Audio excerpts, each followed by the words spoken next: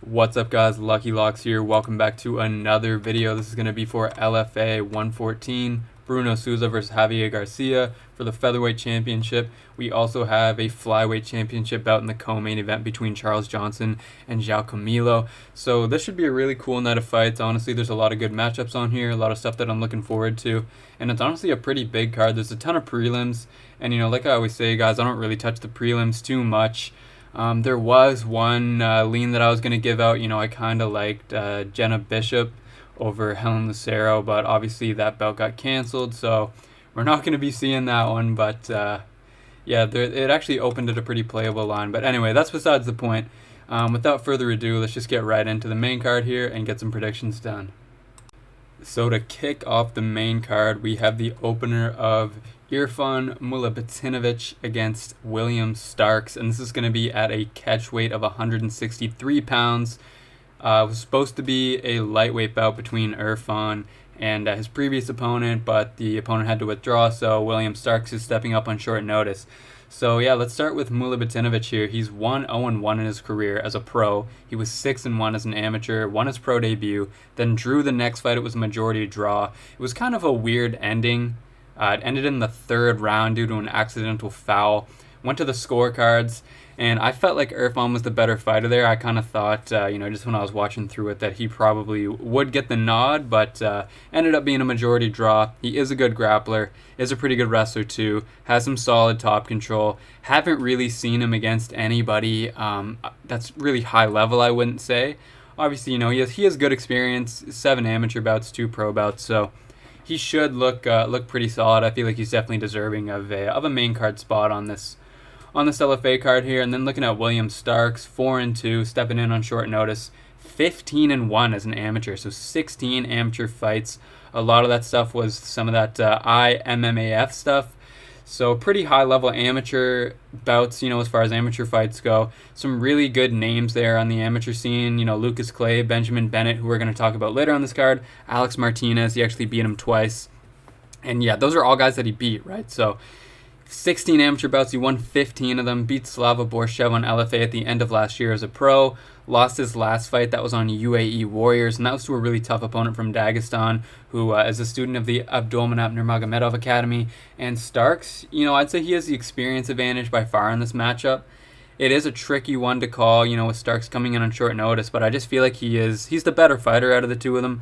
More experience, better experience. I feel like he's a little bit more technical, a little bit higher level with his skills, so I am going to go with Starks, but it's tricky. It's a catch weight. It's short notice, so I don't think I'm going to be heavily exposed to this from a betting perspective. I don't have anything on it at the moment. If the line is, if the line's good, maybe I'll play it, but it's not a high targeted spot for me on this card, that's for sure. So I am going to go with Starks in this one to get the job done for my pick.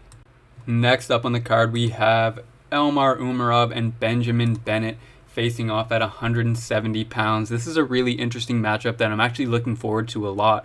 Elmar Umarov is 3-0, 7-0 amateur career, 6 of those were finishes, 3-0 as a pro, obviously, 3 finishes and 3 fights there. So coming into this bout, he's undefeated, riding a 10-fight win streak, a 90% finish rate, 100% pro finish rate.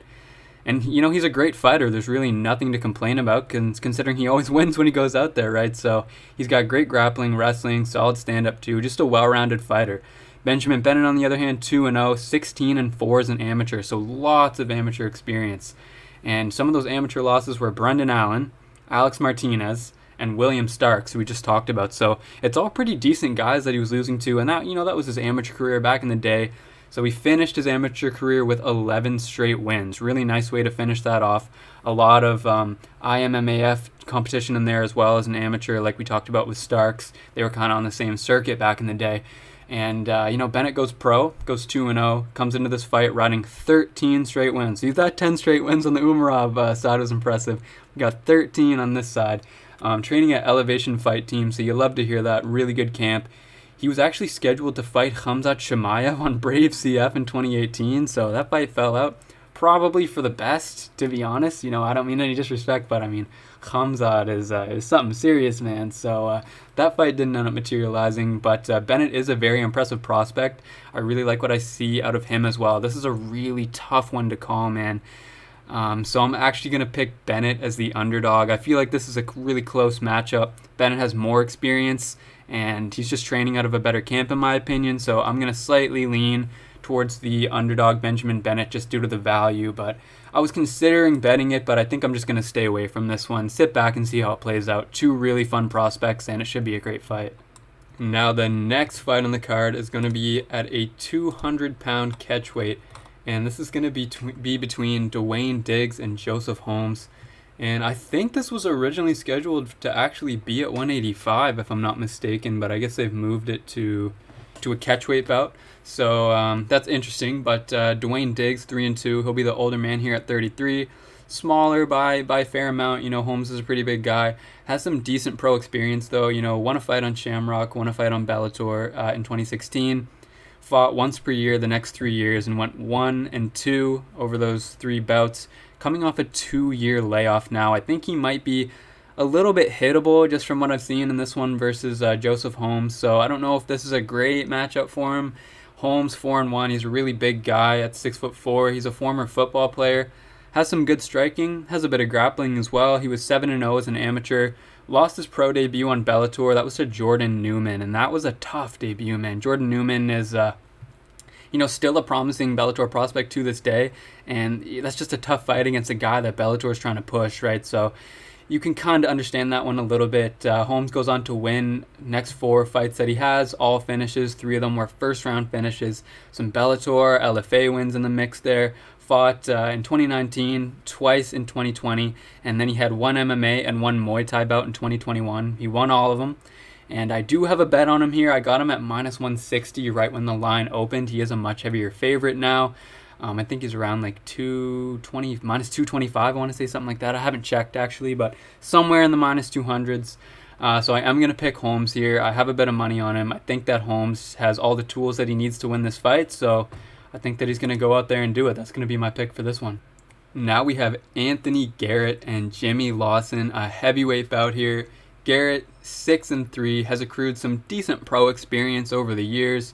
We just recently saw him on LFA against Jordan Heiderman. He was choked out in the first round there. Does have some skills. I thought he'd hold his own in the wrestling department a little bit better than he did last time out. He scored a round 1 KO in a recent boxing match. That's his most recent competition of any kind. But just that takedown defense does worry me a little bit in this one. I mean, Jimmy Lawson, takedowns are the name of the game with this guy. Only 2-1 as a pro, but he's a very high-level wrestler. He was an outstanding high school wrestler. I believe that he was a New Jersey state champion 3 times, and I think that he was a national champion in freestyle as well. So he wrestled collegiately at Penn State. He's currently training at American Kickboxing Academy. So obviously there's a ton of great training partners that he has at his disposal at that camp, a lot of great coaches there as well.